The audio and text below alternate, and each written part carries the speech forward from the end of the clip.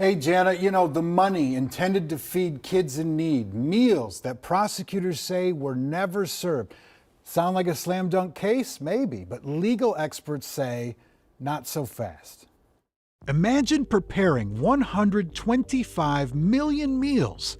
And then imagine not preparing 125 million meals, but trying to show through paperwork that you did. This is essentially what federal prosecutors believe 49 people were trying to do, starting with the nonprofit Feeding Our Future and flowing through subsidiary groups down the chain. The scheme that began with a simple idea. Some might think you got the big evidence, the money, the lack of meals, and easy peasy.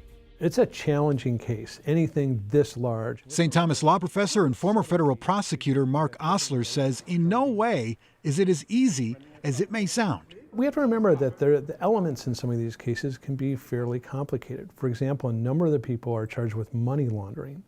And with money laundering, there's other things that need to be proven, such as actual financial transactions with the money from the program.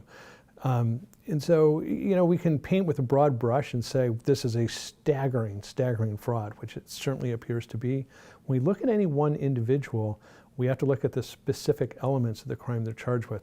And that's where the rubber meets the road. So there's 48 indictments.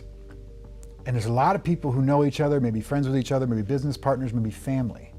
How much finger pointing is going to go on? And as a prosecutor, how do you use those relationships to try and get guilty verdicts? When you've got a complicated web of relationships, social, romantic, family relationships, that gets very tricky.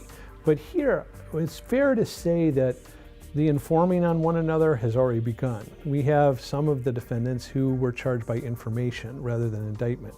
That means that they waived the right to indictment, and often those are going to be people who are cooperating with the government and have already cut a plea deal. Though Osler says it is not wise to paint the 49 defendants with a broad brush. We don't know each circumstance, what each knew and when, plus if any were pressured to be a part of the alleged scheme. What is working in the prosecution's favor? The biggest thing that the prosecution has in this case is that they took the time to do a thorough investigation before charge. They didn't just rush in and lock people up. So then in summary, what's working against the prosecution in a giant case like this?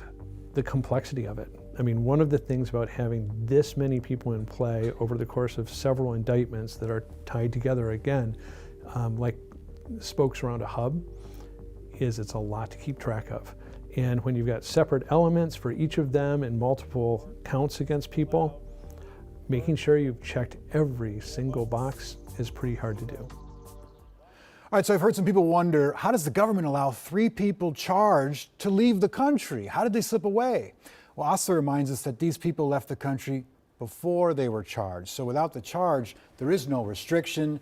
You are innocent until you are proven guilty in this country, and they weren't even charged. So there's nothing that they could have done. Right, and just to make really clear for people, Osler's not saying this is hard because the evidence isn't there. It's hard because you've got to get jurors to connect all the dots. So many dots, and they're all going to be in trial together, not all 49, but they're separated by indictment. So 8, 10, 12 in one thing, and you have to, the jurors follow along with that. Right, all right.